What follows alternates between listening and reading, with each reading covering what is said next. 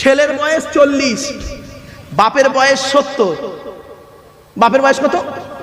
70, ছেলের বয়স 40। 70 বছরের বৃদ্ধ পিতাটা একটু ভুল করে ফেলেছে। ছেলে করলো কি, ওর বউয়ের সামনে, স্ত্রীর সামনে ওই বুড়ো বাপের গালে ঠাস করে একটা চড় মেরে দিল। এখন ছেলে, জন্ম দেওয়া ছেলে বৌমার সামনে গালে চড় মেরেছে, লজ্জায় কাউকে কোনো কথা না বলে, মসজিদ বলুন আর মন্দির বলুন, যদি হিন্দু হন মন্দির আর মুসলমান হলে মসজিদ, মসজিদের বারান্দায় গিয়ে একা চুপ করে বসে বসে ঝরঝর করে কাঁদছে। তো সৃষ্টিকর্তা ফেরেশতাদেরকে বলছো কাঁদছে কেন রে, কি হয়েছে? তা ফেরেশতারা বলছে, সৃষ্টিকর্তা কি বলবো, যে ছেলেটার কান্না ডাকটা শোনার জন্য হসপিটালের বারান্দায় বসেছিল, যে ছেলেটার কান্না ডাকটা শোনার জন্য ওই ওটির সামনে, বুঝতে পারছেন আমার ভাষা, নার্সিংহোমের ওটির সামনে চেয়ারে বসেছিল কান্না ডাকটা শোনার জন্য, সেই ছেলেটা আজকের ওর গালে চড় মেরেছে স্ত্রীর সামনে। এই জন্য কাঁদছে না ও, ঠিক আছে, ওকে কাঁদতে মানা কর, ও বাড়ি চলে যাক। কিছুক্ষণ পরে কাঁদলো, মন টন খারাপ হলো, কাউকে আর বলবে, যাকে বলবে সে তো বলবে এই ছেলে জন্ম দিয়েছিস ইত্যাদি ইত্যাদি, কাউকে না বলে মনটা খারাপ, বাড়ি গিয়েছে। ওই শোকে শুনে নিন প্লিজ অ্যাটেনশন, ওই শোকে বাপটা 3 দিনের মধ্যে লোকটা মারা গিয়েছে। তো ছেলে করলো কি, যে যা ধর্মের রীতিনীতি, ধর্মীয় রীতিনীতি মেনে মাটি দিয়ে, মুসলমান হলে তাকে গোসল দিয়ে কাফন পরিয়ে জানাজা পড়িয়ে মাটি দিয়ে চলে এলো। ব্যাস 1-2 বছর ছেলেটা বাপের কথা স্মরণ করলো, তারপরে ভুলে গেল। ঠিক তার 40 বছর পর, কত বছর তখন ছেলের বয়স কত হবে? 80। ছেলে এখন 80 বছরের বুড়ো, 6 বার হজ করেছে, 10 বার ওমরা করেছে, এর আবার 4টে ছেলে। ছোট ছেলেটা না একটু ডেঞ্জার টাইপের। হঠাৎ একদিন হাজী সাহেব দাঁড়িয়ে আছে, আর ছোট ছেলেটাও দাঁড়িয়ে আছে, আর ছোট বৌমাও দাঁড়িয়ে আছে। কি ছেলের সঙ্গে কথা কাটাকাটি হতে না, আর ছোট ছেলে করেছে কি, বাপের গালের দাড়িটা ধরে হাজী সাহেবের দুটো গলে দুটো ঠাস ঠাস করে দিয়েছে, এগালে একটা। যেই ছেলে মেরেছে না, লজ্জায় কাউকে বলতে না পেরে সোজা মসজিদে গিয়েছে, অজু করেছে, 2 রাকাত নামাজ পড়েছে, নামাজ পড়ে সৃষ্টিকর্তার কাছে হাত তুলে মোনাজাত করে কাঁদছে, রব্বানা যালামনা আনফুসানা ওয়া ইল্লাম তাগফির লানা ওয়া তারহামনা লানাকুনান্না মিনাল খাসিরিন। ওগো আল্লাহ, আমি হাজী মানুষ, 6 বার হজ করেছি, 10 বার ওমরা করেছি, কিভাবে গেছি জানি না, আল্লাহ তুমি ভালো জানো, টাকা দুনম্বরি করে গেছি, দেখ ওটা বলছি না, ক্লিয়ার করছি না। তো আল্লাহ আমি হজ করেছি, ওমরা করেছি, আল্লাহ আমার ছোট ছেলে আজকের বৌমার সামনে আমার 2 গালে 2 চড় মেরেছে, এর বিচার তুমি করো। সৃষ্টিকর্তা বলছে, কিছু মনে করিস না, আমি ছেড়ে দিই না। আজ থেকে 40 বছর আগে তুই তোর বাপের গালে একটা চড় মেরেছিলিস, আমি ওটাকে তুলে রেখে দিয়েছিলাম, আজকে পূরণ করে দিলাম 2টো দিয়ে। কথাটা বাড়ি থেকে ভাববেন, সৃষ্টিকর্তা ছাড় দেয়, ছেড়ে দেয় না। মনে রাখবেন, চোখ দুটো বন্ধ হয়ে গেলে সব শেষ। আজকের আপনারা প্লাস্টিকের উপরে বসে আছেন, তাই না? আরে বলুন না, একটু কথা বলুন। কালকে যদি চোখটা বন্ধ হয়ে যায়, নিচেই চলে যাবেন। যে জায়গায় যাব সেই জায়গাটার নাম হলো কবর। শুনে রেখে দিন, জাস্ট উদাহরণ দিচ্ছি আপনাদেরকে। এ জীবন শুরু হয়েছে আমাদের 150 টাকায়, এ জীবন শেষ হবে 1500 টাকায়। আমি এই কথাটা যখন বলেছিলাম, আমার এক বন্ধু, একই ক্লাসে পড়তাম, ও কলেজের প্রফেসর, তো ও আমাকে বলছে, সামনে বসেই বলছে, মারুফ ভাই এটা কি করে হলো? আমি প্রফেসর, আমার বউ প্রফেসর, আমার বাপ প্রফেসর, মা প্রফেসর, আমরা বাড়িতে 4 জন কলেজে কাজ করি, আর আমাদের জীবন শুরু হয়েছে 150 টাকায়। হ্যাঁ, আমরা 4 জনের মাইনে 1 মাসে করলে 5 লাখের উপর হয়। তখন আমি বলেছিলাম, অতগুলো মানুষের সামনে বলেছিলাম, আজও আপনাদের সামনে তুলে ধরছি, বলেছিলাম, বন্ধু যেদিন মায়ের পেট থেকে এসেছিলেন সেদিন সব থেকে দামি কাপড়টা কে কিনে দিয়েছিল? তা বলছে, আমার আব্বা। আমি বললাম, কাপড়টা নিজে পড়তে পেরেছিলেন? বলছে না। কাপড়টার দাম কত ছিল? বলছে 1 থেকে 150 টাকায়। সৃষ্টিকর্তা বলছে, ওরে বন্ধু, ওরে আব্দুল্লাহিল মারুফ, জীবনের প্রথম কাপড় তুই নিজে পড়তে পারলি না, অন্যেই তোকে পরিয়ে দিল। দাম ছিল তার 1 থেকে 150 টাকা। এ জীবন শুরু হলো তোর 150 টাকায়। আর যেদিন তুই মারা যাবি, খাঁচা থেকে প্রাণ পাখিটা উড়ে চলে যাবে। যেদিন তুই মারা যাবি, যে কাফনটা তোকে পরানো হবে তার দাম হবে 1000 থেকে 1500 টাকা। নিজেই পড়তে পারবি না, অন্যেই তোকে পরিয়ে দেবে। তাহলে কি দাঁড়ালো? এ জীবন শুরু হলো 150 টাকায়, এ জীবন শেষ হবে 1500 টাকায়। আর বাকি যা চোখ, কান, নাক, হাত, পা, মুখ, বিবেক, বুদ্ধি, ব্রেন দিয়ে জায়গা, জমি, গাড়ি, বাড়ি, বিল্ডিং, ব্যবসা করেছেন, ওই গীতার সারাংশ হয়ে গেছে সব। গীতার সারাংশ। গীতার সারাংশটা কি একটু শুনে যান। গীতার সারাংশ কি জানেন? যা হয়েছে তা ভালোই হয়েছে, যা হচ্ছে তা ভালোই হচ্ছে, যা হবে তা ভালোই হবে। কি হারিয়েছে তোমাদের? কাঞ্চো। কি হারিয়েছে কাঞ্চো? রাজারহাটের হিন্দু মুসলমানেরা কি হারিয়েছে? কাঞ্চো। ব্যবসায় লস হয়ে গেছে কাঞ্চো, স্বামী স্ত্রী ঝামেলা হয়েছে কাঞ্চো, ছেলে ভাত দেয় না কাঞ্চো, শরীরটা খুব অসুস্থ হয়ে গেছে কাঞ্চো। যা নিয়েছো এই পৃথিবী থেকেই তুমি নিয়েছো, যা দিয়েছো এই পৃথিবীতেই তুমি দিয়েছো। যেটা তোমার আজকের আছে, গতকাল সেটা অন্যের ছিল, আজ তোমার আছে। তুমি আজ মারা যাও, আগামী কাল সেটা অন্যের হয়ে যাবে। ঠিক না বেঠিক? প্লিজ একটু ভাবুন, একটু ভাবুন। কোনো মুসলমান যদি মারা যায়, আপনারা কি করেন? তাকে গোসল করিয়ে, ইসলামিক রীতিতে গোসল করিয়ে, কাফন পরিয়ে, জানাজা পরিয়ে মাটি দিয়ে চলে আসেন। আচ্ছা, 20 দিন পরে কোনোদিন এই কবরটা একটু খুলে দেখেছেন? দুটো বাঁশ সরিয়ে দেখেছেন লাশটা কেমন আছে? দেখেছেন কি? একবার দেখলে না ব্রেনটা একটু ঘুরে যাবে। রাগ করবেন না বাপ, চলুন কি হয় শুনুন। মানুষকে মাটি দিয়ে আসার পর সর্বপ্রথম যে অঙ্গটা তার পছন্দ ধরে, দেহের সর্বপ্রথম 72 ঘন্টা পরে যে অঙ্গটা তার পছন্দ ধরে, তার নাম হলো নাক। এজন্য মানব দেহ যখন গরম হয় সর্বপ্রথম ঘামে হলো নাক। এরপরে আসছি 6 থেকে 8 দিন পর মাথার চুলগুলো, গায়ের লোমগুলো, হাতের নখগুলো খসে খসে পড়ে যায়। 10 থেকে 12 দিন পর মাথার ব্রেনটা পচে গিয়ে নাক দিয়ে, কান দিয়ে, গাল দিয়ে গড়াতে থাকে। 18 থেকে 20 দিন পর পেটটা ফেটে যায়, পোকায় তৈরি হয়। 2 মাস পর সমস্ত চামড়া মাংস পোকায় খেয়ে নেয়, ফ্রেমটা পড়ে থাকে। 6 মাস পর দেহের কয়েক কটা হাড়গুলো আলাদা হয়। 1 বছর পর দেহের কয়েক কটা হাড় ছাড়া বাকি সব মাটি খেয়ে নেয়। কোথায় গেল সুন্দরী নারীরা? ও সুন্দরী নারীরা, হিন্দু মুসলিম সুন্দরী নারীরা, ও সুন্দর যুবকেরা, কোথায় গেল তোমাদের দেহ? মনে রেখো, মাটির দেহ মাটি হবে, পুড়ে হবে ছাই। এ দেহ পচা দেহ, গরব কিসের ভাই? কিসের অহংকার? টাকার অহংকার বলেন। ক টাকার মালিক? মনে রাখবেন, কাফনের কোনো পকেট নেই, কাফনের পকেট নেই। টাকার অহংকার? সৃষ্টিকর্তা বলছেন কোরআনে আছে, আল্লাহুল গনি ওয়া আনতুমুল ফুকারা, আমি আল্লাহ হলাম ধনী, তোরা সব ফকিরের বাচ্চা। শুধু তাই নয়, কিসের অহংকার? জ্ঞান। কতটা জ্ঞান অর্জন করেছেন? সৃষ্টিকর্তা কোরআনে বলেছেন, 15 নম্বর পারা 9 নম্বর পৃষ্ঠা 6 নম্বর লাইন, সূরার নাম সূরা বানী ইসরাঈল, ওমা উতিতুম মিনাল ইলমি ইল্লা কলিলা, আমি সামান্য জ্ঞান তোকে দান করেছি। ও বাংলা এমএ পাস করেছেন, বাংলার জ্ঞান? অ থেকে চন্দ্রবিন্দু চাঁদ অক্ষর কোটার ভিতরেই তোর জ্ঞান। সৃষ্টিকর্তা বলছেন। এখন যদি কাউকে প্রশ্ন করা হয়, এমন একটা ভাষা পৃথিবীতে, এমন একটা ভাষা একই অক্ষর দুবার এলো কেন? প ফ ব অন্তর্জ র ল ব, তাহলে একটা ভাষার মধ্যে দুটো অক্ষর দুবার এলো কেন? প ফ ব আবার অন্তর্জ র ল ব। এ তো অন্য ভাষার লোকেরা হাসবে। ব্রেন আউট, আফসোস। সৃষ্টিকর্তা বলছেন, কিসের অহংকার দেখাস? ইংরেজিতে এমএ পাস করেছিস, ইংরেজির জ্ঞান এ থেকে জেড পর্যন্ত অক্ষর কোটার ভিতরেই তোর জ্ঞান। কয়েক কটা অক্ষরকে একত্রিত করে গোটা কত শব্দ ওয়ার্ড তৈরি করলি, কয়েক কটা ওয়ার্ডকে একত্রিত করে একটা সেন্টেন্স বাক্য তৈরি করে কি বললি? There is a no god, আল্লাহ নাই। সৃষ্টিকর্তা বলছে, একবার ভেবে দেখ, তোর চোখ থেকে কয়েক হাজার কিলোমিটার দূরে চাঁদ, তাকে তুই দেখতে পাস। চোখের উপরেই কপাল, আয়নার সহযোগিতা ছাড়া দেখতে পাস না। ঠিক না বেঠিক? আফসোস, আপনাদের সৃষ্টিকর্তা হাত দিয়েছে, দয়া করে একবার হাতগুলো ছেড়ে দেবেন। দেখুন প্রত্যেকের হাতগুলো দেখুন, আঙুলগুলো মোড়া। দেখুন কারোর হাত এমন নেই, প্রেসার দিলে এমন হবে, নইলে এমন। দেখুন আরো বাচ্চাদের দেখবেন হাতগুলো নর্মাল ভাবে দেখবেন এমন। কেন? কোনোদিন ভেবেছেন? কোনোদিন ভেবেছেন এমন কেন? শুনে নিন, ভাবতে অবাক লাগে। হযরত আদম নবী আমাদের প্রথম যে পিতা ছিলেন পৃথিবীর, প্রথম মানব যাকে আদম বলা হচ্ছে, আদমকে যখন সৃষ্টিকর্তা তৈরি করেছিলেন হাত দুটো ছিল মুঠো মারা। সৃষ্টিকর্তা আদমকে বললেন আদম হাত দুটো খোলো, তো আদম হাত দুটো খুলেছে। খোলার পরে ডান হাতের তলায় কিছু নারী আর পুরুষ দেখতে পেলেন, বাম হাতের তলায় নারী আর পুরুষ দেখতে পেলেন। সৃষ্টিকর্তাকে আদম প্রশ্ন করেছিলেন, ও সৃষ্টিকর্তা এরা কারা? সৃষ্টিকর্তা বলেছিলেন আদম ওরা সব তোমার সন্তান, ছেলে মেয়ে।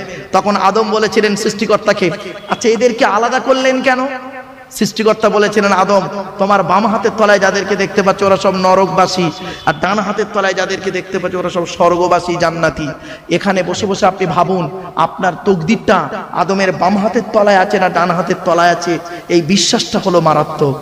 কত মানুষ দেখবেন পৃথিবীতে ভালো কাজ করে গেল সারা জীবন, মরণের 2 বছর আগে এমন পাপ কাজ করে গেল শেষ বলার শেষ নেই। আবার কত মানুষ দেখবেন সারা জীবন পাপ কাজে লিপ্ত ছিল, মরণের কয়েক বছর আগে 2 বছর আগে এত ভালো হয়ে গেল, পৃথিবী ছেড়ে গেল। ব্যাস এজন্যই তো বলি যারা শুধু মরে নাহি দেয় প্রাণ তাদের কবু কোনোদিন করেনি সম্মান। রবীন্দ্রনাথ চলে গেছে, তার কথা মনে রেখেছেন। ঈশ্বরচন্দ্র বিদ্যাসাগর চলে গেছেন, তার কথা মনে রেখেছেন। হযরত আবু বকর সিদ্দিক রাদিয়াল্লাহু রাহমাতুল্লাহ আলাইহি মুজাদ্দিদুজ জামান তিনি চলে গেছেন, তার কথা মনে রেখেছেন। শুধু তাই নয়, আখিরি নবী মুহাম্মদ সাল্লাল্লাহু আলাইহি ওয়াসাল্লাম তিনি পৃথিবী ছেড়ে বিদায় নিয়েছেন দুনিয়ার দিন রাত্রির গণনাতে, দুনিয়ার রীতিনীতি অনুযায়ী, কিন্তু তার কথা মনে রেখেছেন। কারণ কি একবার কি ভেবেছেন? এজন্য এমন জিনিস পৃথিবীতে করে যান ভালো কাজ, যে কবরে শুয়ে শুয়ে আপনি শুয়ে থাকবেন আর সওয়াব পৌঁছাবে। ছোট্ট একটা অনুরোধ করে বলে যাচ্ছি আপনাদেরকে, এমন দেহ পৃথিবীতে করে যান, মাটি মুসলিমদেরকে বলে যাচ্ছি এমন দেহ পৃথিবীতে করে যান মাটির নিচেই গেলেও পচবে না, এই দেহ পৃথিবীতে করে যান। অনুরোধ করে গেলাম। চলুন একটা একটা করে আপনাদের বলি। এতক্ষণ সৃষ্টিকর্তা সম্পর্কে আপনাদেরকে জাস্ট উদাহরণ দিচ্ছিলাম, আর একটা এক্সাম্পল দেব। সৃষ্টিকর্তা বলছেন তোর ব্রেন দিয়েছি, তুই একবার চিন্তা করলি না? তোর ব্রেন দিয়েছি একবার চিন্তা করলি না? তোর সিস্টেমটা কি? হে পৃথিবীর মানব, তোর সিস্টেম কি? তুই গাল দিয়ে খেলি 22 ফিট লম্বা নারীর ভিতর দিয়ে পচিয়ে পচিয়ে পচিয়ে পচিয়ে ইরেশন পদার্থটাকে, ইউরিনটাকে সামনের দিক থেকে বের করলি, স্টুল পায়খানাটাকে পেছন দিক থেকে বের করলি, এটাই তো সিস্টেম। কিন্তু এই পৃথিবীতে এমন একটা প্রাণী তৈরি করেছি গাল দিয়ে খায়, গাল দিয়ে বের করে দেয়। কোনোদিন ভাবিসনি? সৃষ্টিকর্তা বলছেন একবার তুই চিন্তা করে এখানে বসে বসে, তুই যে খাবারটা খেলি, তোর খাবারের সিস্টেমটা কি? তুই খাবার খেলি 22 ফিট লম্বা নারীর ভিতর দিয়ে বের করলি পচিয়ে পচিয়ে, কিন্তু একবার ভাবলি না এই পৃথিবীতে একটা পিপিলিকা বলে একটা পিঁপড়ে বলে একটা প্রাণী আছে, সেই প্রাণীটা তারও হজম শক্তি আছে, সে তার কত ফিট লম্বা নারী আছে। একটা কেঁচো, সেও কে হজম করে বের করে, কত ফিট লম্বা নারী আছে। একবার ভাবলি না? সৃষ্টিকর্তা বলছেন তুই একবার ভাব, তোদেরকে আমি একটা বুদ্ধি দিলাম। 1 টাকার কয়েনের ডাইস থেকে 2 টাকার কয়েন বের করার ক্ষমতা তোর নাই, তোর বাবারও নাই। আর আমি সৃষ্টিকর্তা কত বড় বৈজ্ঞানিক, চিন্তা করে দেখ, তোর একটা মা একটা বাপ থেকে তোরা 5টা ভাই বোন হলি, 5টা 5 রকম দেখতে। কোরআনে আছে সূরা রুম, 5টা 5 রকম দেখতে। কারণ গায়ের রং কালো, কেউ লম্বা, কেউ বেটে, কেউ নারী, কেউ পুরুষ। এমনকি কারোর ফিঙ্গারপ্রিন্টের সঙ্গে কারোর ফিঙ্গারপ্রিন্টের মিল নেই, চোখের রেটিনার সঙ্গে কারোর চোখের রেটিনার মিল নেই। এই জিনিসগুলো দেখ আর একবার আমাকে স্মরণ কর, আমি তোর ডাকে সাড়া দেব। এরপরে বলছেন সৃষ্টিকর্তা, হে পৃথিবীর মানুষ, রাজারহাটের মানুষ, একবার তোরা চিন্তা কর, তোদেরকে আমি বুদ্ধি দিলাম, সেই বুদ্ধি নিয়ে তোরা করলি কি? পৃথিবীতে একটা মেশিন তৈরি করলি, তোদের তৈরি মেশিনের নাম দিলি ফ্রিজ। ফ্রিজ ফ্রিজ তোদের তৈরি মেশিন ফ্রিজ। ফ্রিজের পানি খেলে কি হয়? থাইরয়েড বেড়ে যাওয়ার সম্ভাবনা বেশি। তোদের তৈরি ফ্রিজের গুণাগুণ কি? মানে 0 ডিগ্রি নিচে নামিয়ে তাকে বরফ জমিয়ে দে, ঠান্ডাকে গরমকে ঠান্ডা করিস, ঠান্ডাকে 0 ডিগ্রি নিচে নামিয়ে তাকে বরফ জমিয়ে দিস। তোদের তৈরি ফ্রিজের পানি খেলে থাইরয়েড বেড়ে যাওয়ার সম্ভাবনা খুবই বেশি। তোদের তৈরি ফ্রিজটা মাটির উপরে বসানো থাকে, তোদের তৈরি ফ্রিজটা কারেন্ট ছাড়া চলে না। আর এই পৃথিবীতে আমি একটা ফ্রিজ তৈরি করেছি, আমার তৈরি ফ্রিজটা মাটির তলায় বসিয়ে রেখেছি। আমার তৈরি ফ্রিজের নাম হলো শীতকাল আর গ্রীষ্মকাল। গরমকালে যত কলে পাম্প করবি, আমি সৃষ্টিকর্তা আমার তলার ফ্রিজ থেকে ঠান্ডা ঠান্ডা পানি বের করব। আর শীতকালে যত কলে পাম্প করবি, আমি সৃষ্টিকর্তা আমার তলার ফ্রিজ থেকে গরম গরম পানি বের করব। একদম দুঃখের বিষয়, আমরা কোনোদিন ভাবিনি। চলুন এতক্ষণ আমি আপনাদেরকে জাস্ট শুধু সৃষ্টিকর্তা সম্পর্কে আলোচনা করি। কত আলোচনা করব, বহু আলোচনা। চলুন, আমি বলেছিলাম আমার পয়েন্ট হলো 3টে, মনে আছে আপনাদের? আচ্ছা, দ্বিতীয় নাম্বার পয়েন্টটা বলছি। দ্বিতীয় নাম্বার পয়েন্ট হচ্ছে কি? নবী, তাই তো? নবীদের পরিচয় কটা বলেছিলাম বাপ? 3টে। কি কি? 1 নাম্বার যিনি নবী হবেন তার চরিত্র উত্তম হতে হবে। 2 নাম্বার যিনি নবী হবেন তার উপরে সৃষ্টিকর্তা আল্লাহর তরফ থেকে ওহী নাযিল হতে হবে। 3 নাম্বার যিনি নবী হবেন তার দ্বারা অলৌকিক ঘটনা ঘটতে হবে। আসুন আমরা যে নবীর উম্মত বা অনুসারী সেই। আচ্ছা, আরেকটা কথা বলি, মুহাম্মদ সাল্লাল্লাহু আলাইহি সাল্লাম কি শুধু মুসলমানদের নবী? হ্যাঁ, খবরদার বলবেন না। কেউ যদি বলে মুহাম্মদ সাল্লাল্লাহু আলাইহি ওয়াসাল্লাম শুধু মুসলমানদের জন্য এসেছে, এটা ভুল ধারণা। কারণ কোরআনের রেফারেন্স দিয়ে দিচ্ছি, শুনে নিন। কোরআনের 9 নম্বর খণ্ডে বা পারাতে 9 নম্বর পৃষ্ঠাতে 11 নম্বর লাইনে সেখানে বলা হয়েছে, কুল, হে নবী তুমি বলো, ইয়া আইয়ুহান নাস, হে মানব জাতি, ইন্নী রাসূলুল্লাহ ইলাইকুম জামিয়া, আমাকে সৃষ্টিকর্তা কি করেছেন? কুল কায়নাতের নবী রাসূল করে পাঠিয়েছেন। অর্থাৎ যে ব্যক্তি মুহাম্মদ সাল্লাল্লাহু আলাইহি ওয়াসাল্লামকে নিয়ে গবেষণা করবে সেই উন্নতির চরম শিখরে পৌঁছাবে। যে ব্যক্তি কোরআনকে নিয়ে গবেষণা করবে উন্নতির চরম শিখরে পৌঁছে যাবে। কোনো টেনশন নেই, চলুন এগিয়ে যাচ্ছি। এবার আসছি মুহাম্মদ সাল্লাল্লাহু আলাইহি ওয়াসাল্লামের পরিচয়টা কি। আচ্ছা, আমাদের নবীর নাম হলো মুহাম্মদ সাল্লাল্লাহু আলাইহি ওয়াসাল্লাম। তিনি কোন বংশে জন্মগ্রহণ করেছেন? কুরাইশ বংশে, তাই তো? কার নাম কুরাইশ? একটু আমি তার বায়োডাটাটা বলে দিচ্ছি, তবে আমি মুসলমান ভাইদেরকে অনুরোধ করব সুবহানাল্লাহটা একটু জোরে বলতে হবে, পারবেন তো? হ্যাঁ, আচ্ছা বলুন কোন বংশ বললেন? কুরাইশ।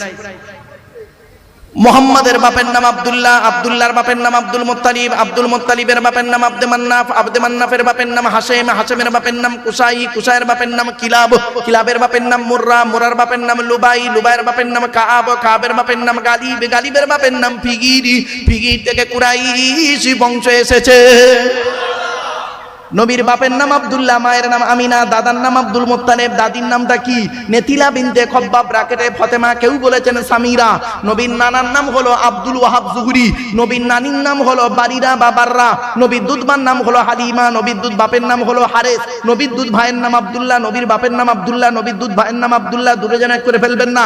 নবীর জন্ম 570 খ্রিস্টাব্দে, ইংরেজি কি মাস ছিল? 29 আগস্ট, আরবি মাস ছিল রবিউল আউয়াল মাস, 12 তারিখ, মতান্তরে 9 তারিখ, সোমবার শবে সাদেকের সময়ে আরবের মক্কা নগরী কুরাইশ বংশে নবীর জন্ম।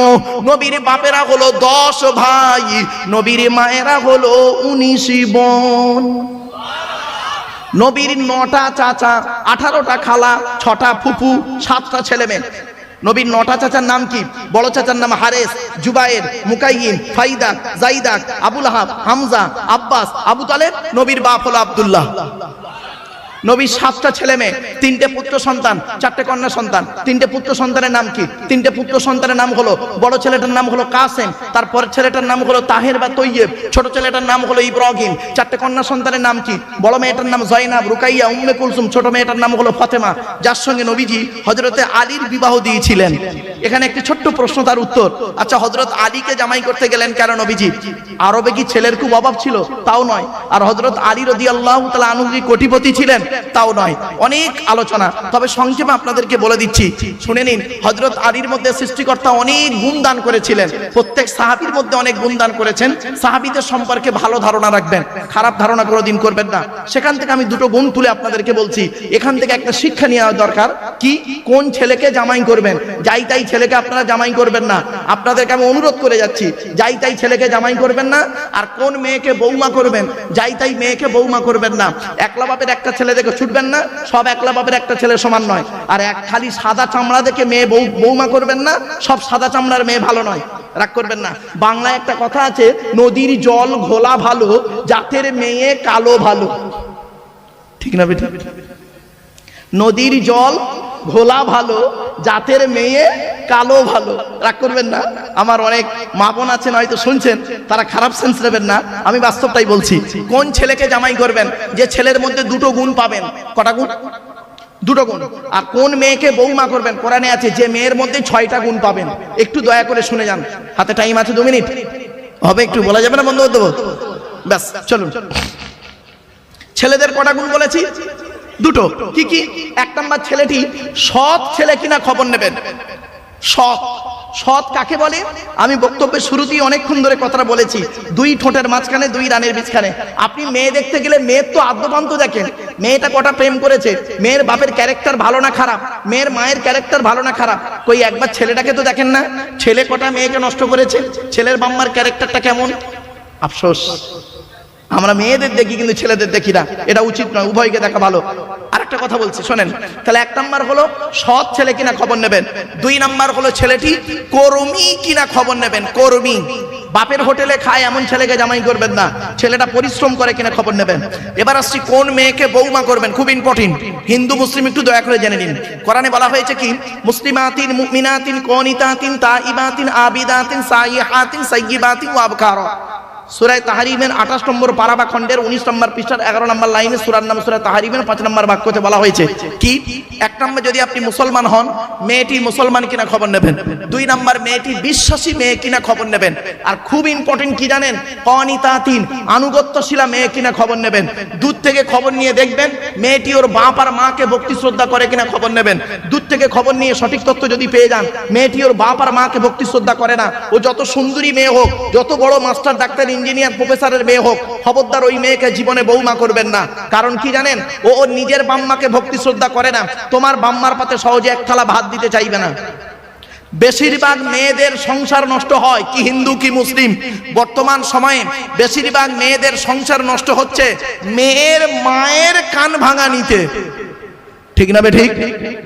যে মেয়ের মা যত বেশি চালাক, ওই মেয়ের কপালে তত তাড়াতাড়ি তলাক। আর একটা কথা বলছি, মেয়েদের শত্রু কথা জানেন? মেয়েদের শত্রু পৃথিবীতে দুটো, রাগ করবেন না মা বোনরা, ভালো করে শুনে নিন। মেয়েদের শত্রু পৃথিবীতে দুটো। 1 নম্বর হলো সতীন। সতীন হলো মেয়েদের চরম শত্রু।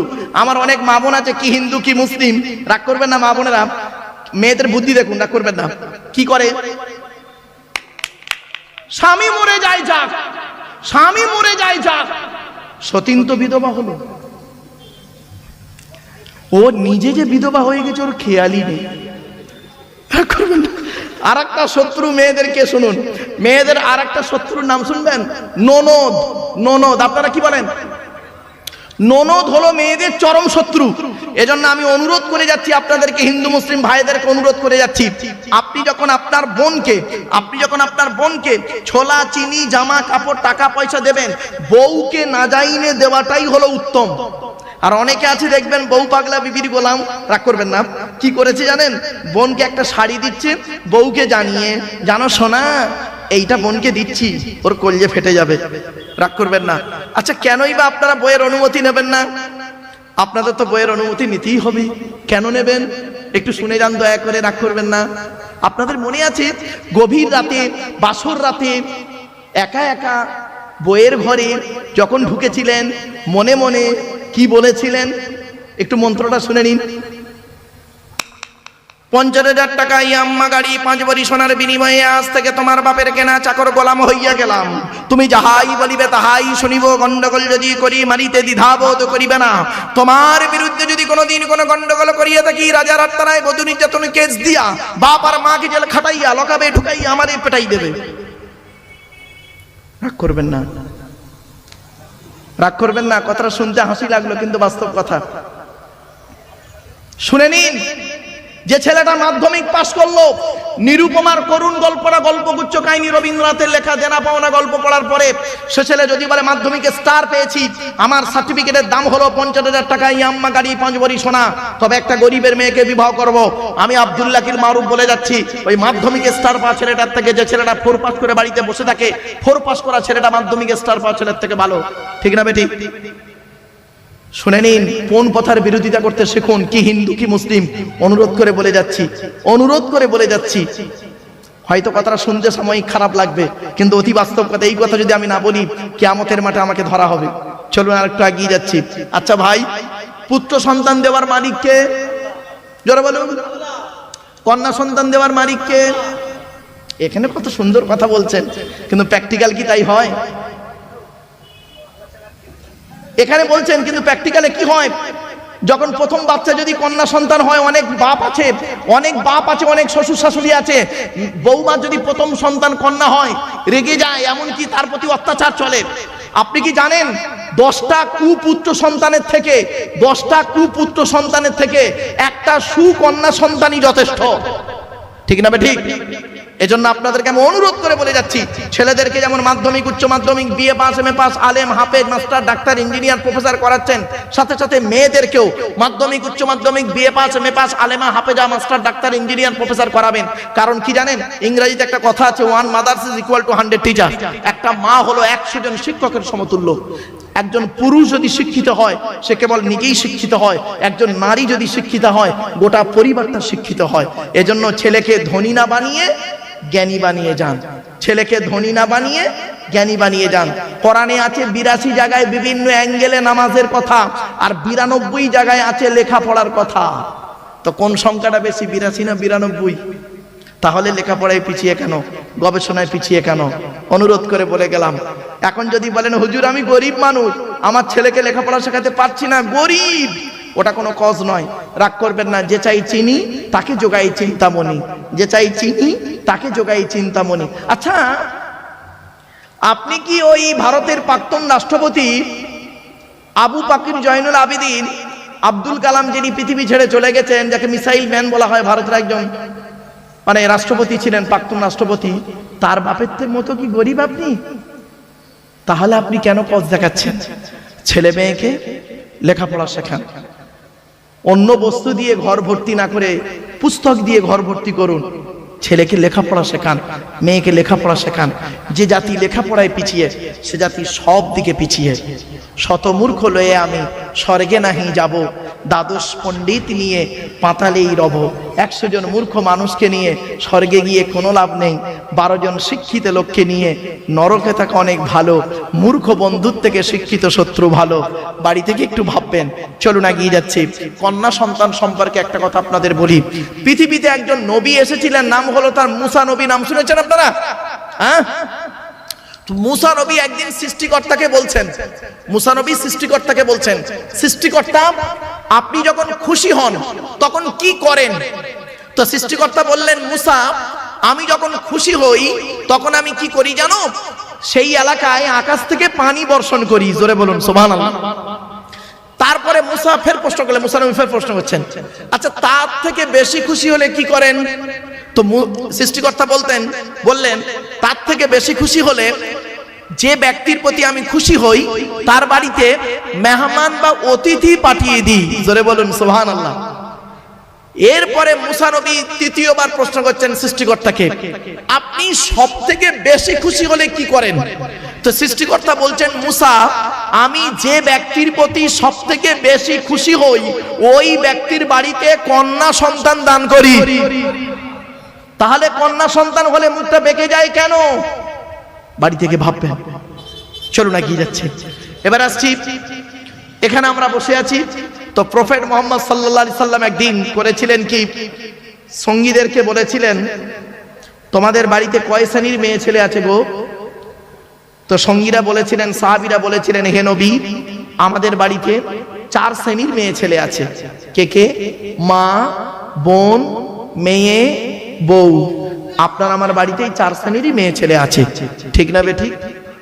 মুহাম্মদ সাল্লাল্লাহু আলাইহি ওয়াসাল্লাম বলেছিলেন, তুমি কি করে বুঝবে এই 4 শ্রেণীর মেয়ে ছেলে স্বর্গে যাবে না নরকে যাবে, জান্নাতি না জাহান্নামী?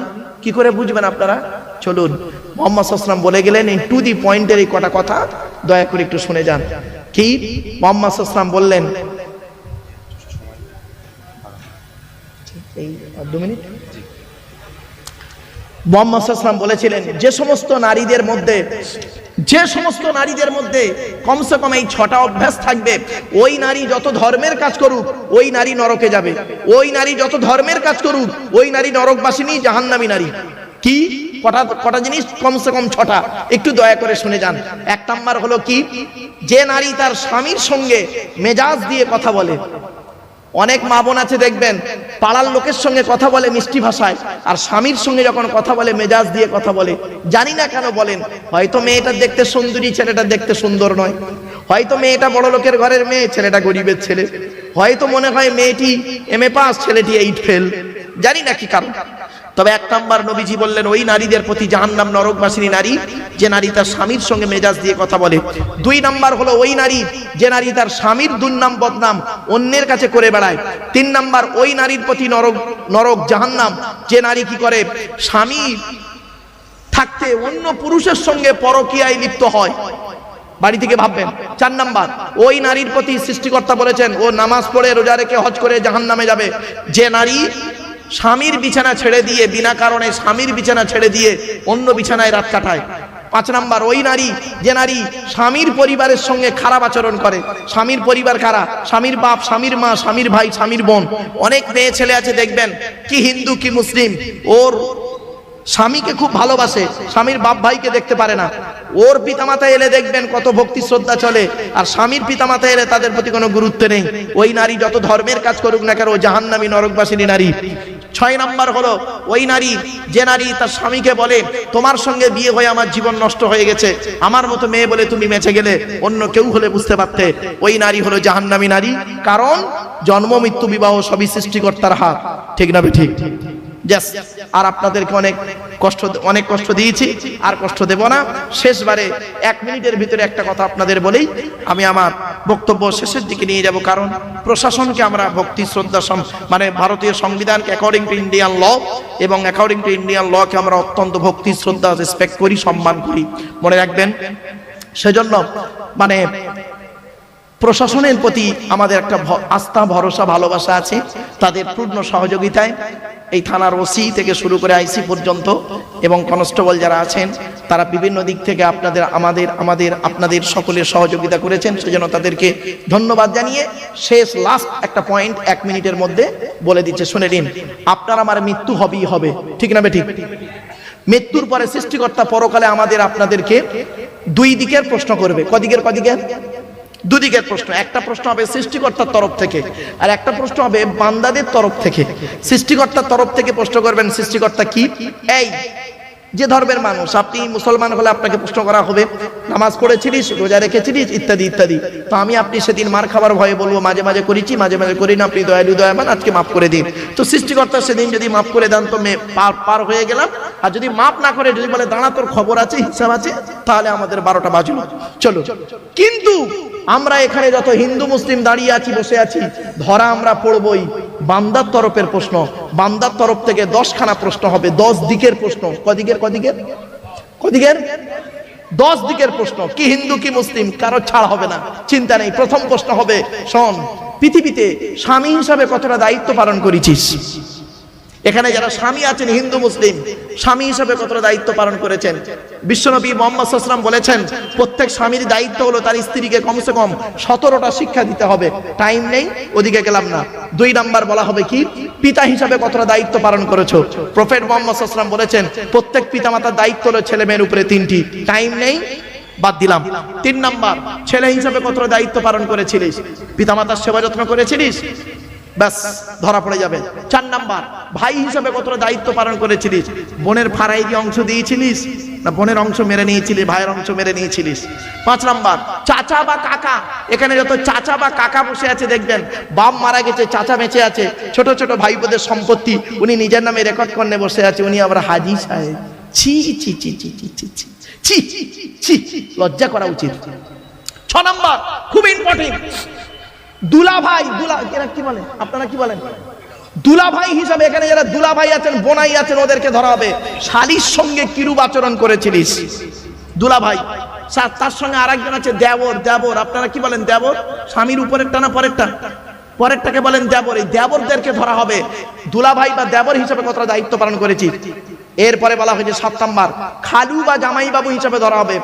8 নাম্বার হলো মামা হিসাবে তোমাকে ধরা হবে। এখানে যত মামা আছেন হিন্দু মুসলিম সকলকে ধরা হবে, তুমি মামা হিসাবে কতটা দায়িত্ব পালন করেছিলে।